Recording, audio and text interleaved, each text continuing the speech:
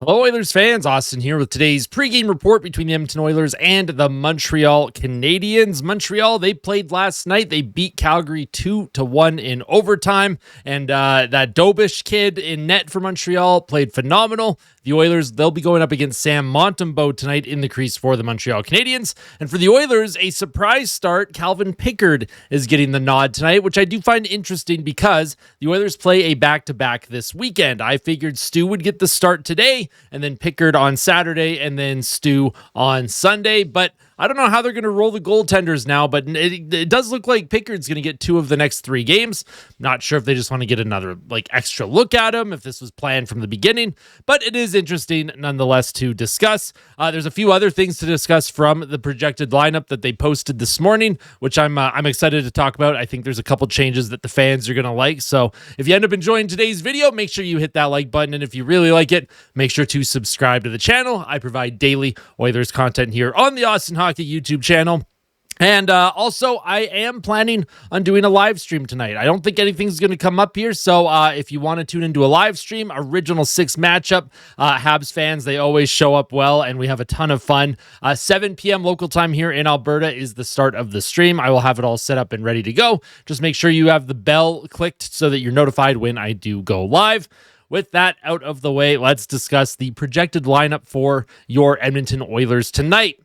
On the top line, look at the big change we got here, something that we have been screaming about for the last couple of weeks, including myself, Leon Draisaitl, Connor McDavid, and Matthew Savoie. Looks like he is going to get a look with the 2 top players. Savoie, of course, is coming off that assist in overtime against Ottawa. He won the faceoff. Puck gets back to Jake Wallman, blasts it home, does the little head shimmy dance thing. Love that Sally from Jake Wallman. And for Matthew Savoie, I think he has earned a look here. I don't think Savoie has played poorly at all in any game that he's been in. I do think it is fair that if other guys have had chances up there, it is now his turn. Can he hang on to that spot for just at least a few games? I would like to see some offense, and I'm really looking forward to maybe seeing Matthew Savoie's first National Hockey League goal. Connor McDavid and Leon Draisaitl, obviously, they continue to do their thing. McDavid finally scored his first goal of the season against the Ottawa Senators the other night.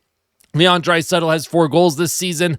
He's been a little slow, I should say, in the assist department. So hopefully having a kid on their flank, hopefully Matthew Savoie injecting a bit of that speed, that youth, that energy, helps kickstart McDavid and Draisaitl's game as well. On the second line, you have Andrew Mangiapane, who started the season hot. He's cooled off significantly, though. Ryan Nugent-Hopkins, who continues to be a great two-way player for the team. And Jack Roslovic, who just hasn't found his footing yet this season. I'm sure he will get there. We love Jack Roslovic here in Oil Country. He is a very good player. We know he'll get going, and this is a good second line. Hopefully they're able to connect for 1 or 2 tonight. That would be absolutely optimal. On the third line, you have Vasily Podkolzin with Noah Philp and Trent Frederic.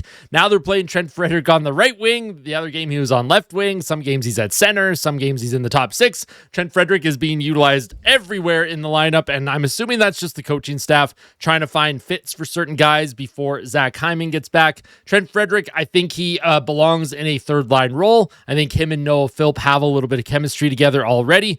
They almost connected for a goal against the Ottawa Senators. Noah Philp with a great cross-crease pass. Frederic just couldn't elevate it over the pad of Linus Ullmark. And then Vasily Podkolzin, well, he's an Energizer bunny. He just goes to work. He does what he's asked. He doesn't have to, do too much in his game. He doesn't overcomplicate things, right? He plays a simple game, simple two-way play. I like the look of that third line. I'm hoping that they're able to also kickstart some energy for the team and also get the ball rolling on some offense. And then on the fourth line, you have Isaac Howard with Adam Henrique and David Tomaszek. Again, this is not a line that I dislike. A lot of fans might want to see Howard in the top 6 because he scored his first goal of his career the other night off of an assist from Leon Draisaitl. However, I think Ike Howard right now, I don't mind him in this fourth line spot. I think he is going to be going to Bakersfield as soon as they have healthier bodies up front. As soon as Zach Hyman's back, you could see Howard being the guy that kind of gets dropped down to Bakersfield to play 20 minutes a night. But Ike Howard, make the most of your minutes. If you continue to find the back of the net, well, then you're not going to go anywhere. There's a lot of potential in his game. We see it. It's just his play away from the puck can sometimes be a little interesting to watch, the way he moves his feet on the ice and where he's going.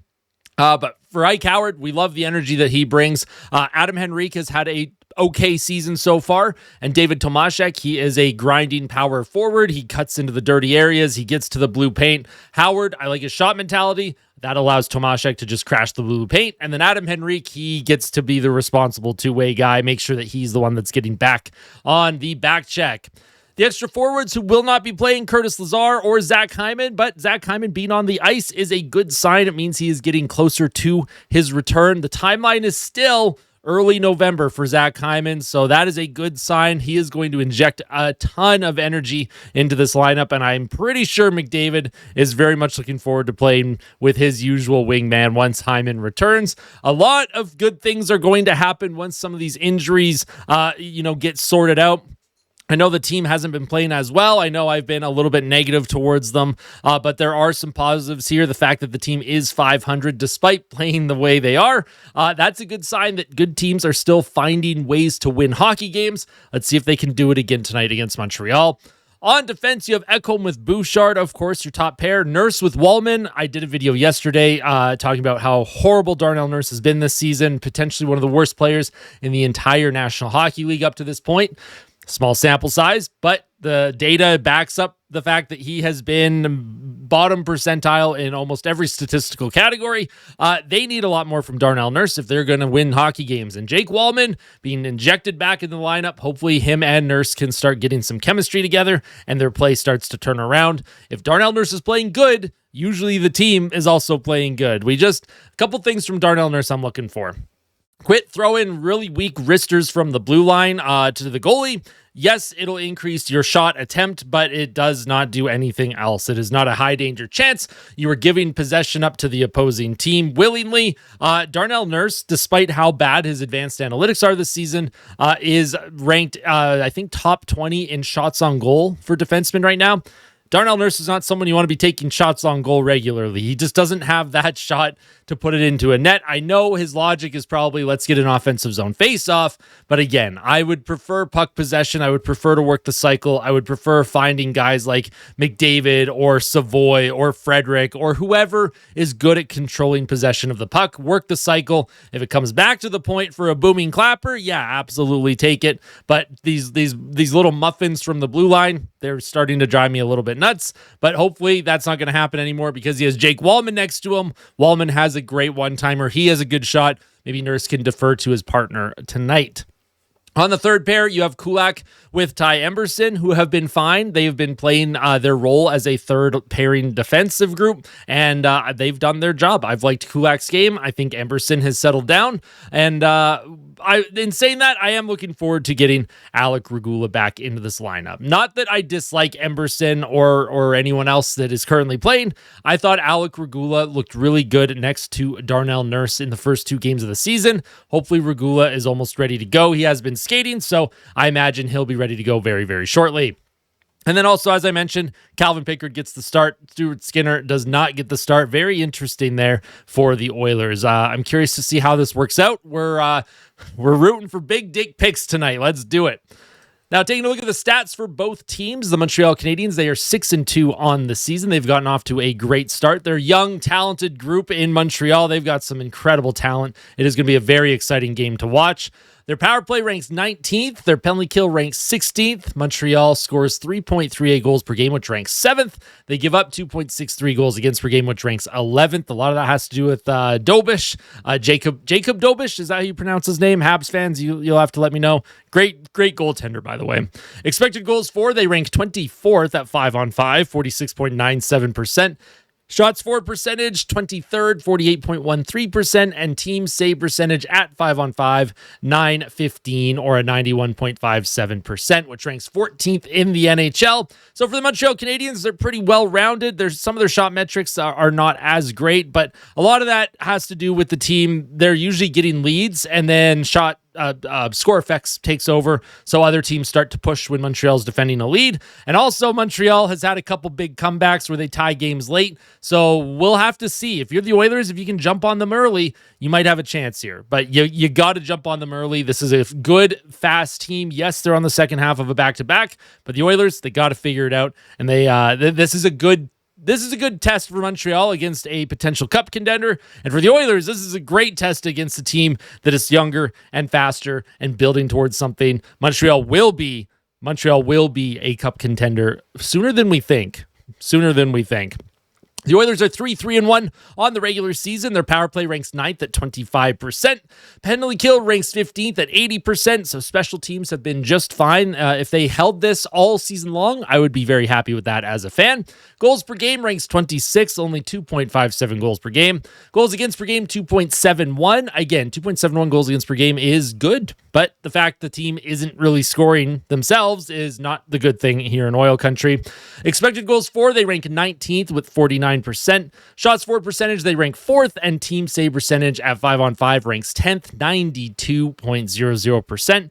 Stu Skinner and Calvin Pickard, they are doing their jobs in the crease right now. They're doing their jobs. It's up to the players in front of the goalies right now to start turning the season around. I know we're talking about turning the season around when they're 3-3-1. It's a long season. I have faith in this group. I have faith in the leadership group. I have faith in McDavid. I have faith in Chris Knobloch. I have faith in Stu. I have faith in Picks, the defensive group. They're going to get going. And I would like to see that shift happen tonight. I'd like to see the narrative flip tonight for Edmonton, and you really feel it. You feel that momentum shift, and you go, okay, they're about to go on a big run here. But you still have a very good opponent over there. You got to get the job done. Full 60 minutes. Keys to the game for the Edmonton Oilers. Number one, establish a forecheck. I find the Oilers, once they get into the offensive zone, it's a one and done. They'll get one or two shots, and then it's immediately going back into their own zone to defend. I would like to see the Oilers get a little bit of possession time. I'd like to see them cycle it a little bit more, and I'd like to see them drive the blue paint. Don't overthink things, right? You don't have to wait for the perfect pass. If you see a shooting lane, take it. And if you're a player that sees that the shot's going to go towards the net, crash the net for a rebound. We don't ever have enough bodies in front of the blue paint to get those second and third opportunities. It is a one shot. If there's a rebound, defenders are always there to clear it. I want to see the Oilers establish a strong forecheck. I also want to see the Edmonton Oilers establish a game identity. What is the identity of the game? What is the identity of the team for that specific game? Is it going to be a physical game? Is it going to be a speed and skill game? What is it going to be? The Oilers right now look like they don't really have much of an identity. It looks like they're just kind of going out and play. They're playing the system. They're playing their system, which is very low event, very boring style hockey. I want to see a game identity established and then working on it throughout the rest of the game. And then, of course, it goes without saying, a full 60-minute effort is required to beat the Montreal Canadiens. If you take even 1 minute off, they are going to absolutely burn you. For Edmonton, full 60 minutes, foot on the gas pedal the entire time. For the Montreal Canadiens, use your speed. The Oilers have good speed in the lineup, but other teams have been making the Oilers look slow because of the Oilers' neutral zone trap style system. If you use your speed a lot, you can catch a lot of these players flat-footed, and you're able to establish your game, attack off the rush, and feed off the home crowd. This game is in Edmonton. However, Montreal Canadiens fans, they travel well. Tons of Habs fans. When it's an original six team in Rogers Place, it's going to be close to 50-50. You're going to see a ton of red jerseys tonight in the stands at Rogers if you're going to the game. It is going to be very, very loud in there. It's going to be very exciting, and hopefully both teams get some energy from that. For the Oilers, I just want to see a little bit of energy. Their games right now look stale. Let's see some energy. I want to have some fun. I don't care if it's a 6-5 game where both teams forget how to play defense. As a fan, I want to see some guys have some fun, and putting the puck in the net is fun. Players to watch, I'm going to go with two youngins from each team. Matt Savoie for the Edmonton Oilers and Ivan Demidov for the Montreal Canadiens. Demidov has been fantastic. You should see the play that he made in overtime last night for the game winner for Montreal. Take a look at that. You can just search it on YouTube or go to the highlights on NHL.com. Demidov's patience with the puck and then his pass to the back door. It's a thing of beauty. The Oilers... They got to watch. There's so many pieces in Montreal that they have to watch that are going to be very difficult to defend. Montreal is a great, great young team, tons of talent, and Demidov is going to be a superstar in this league. And this brings us to our score prediction after everything that we've talked about. Is the edge in favor of Montreal? Is the edge in favor of Edmonton? Well, I'm going to go 5-3 Oilers, and I'm going to say a Savoie goal for Edmonton. The Oilers have yet to score 4 goals in a game this season. I think it's going to be one of those games where they do get that 4th goal, they're holding on to a 1-goal lead, and then they get an empty netter. That is my score prediction, but I want to know your score prediction down in the comments section below. I'm excited for the live stream tonight. It is going to be so much fun. Original 6 live streams are always the best. I can't wait to see Habs fans, Oilers fans, and fans of other teams that like to just come and hate watch or like to see the reactions. You are all welcome here as always. I truly want to thank all of you once again for your amazing support, the views, the subscribers, the memberships, everything on the channel lately. I couldn't ask for any more than what you've been able to give me. I do not do this without all of you, so thank you all so much. Make sure you tell someone that you love them before the game tonight, and as always, fight like a kid, fight like Ben. Let's go Oilers. Let's get a big win tonight. Let's go.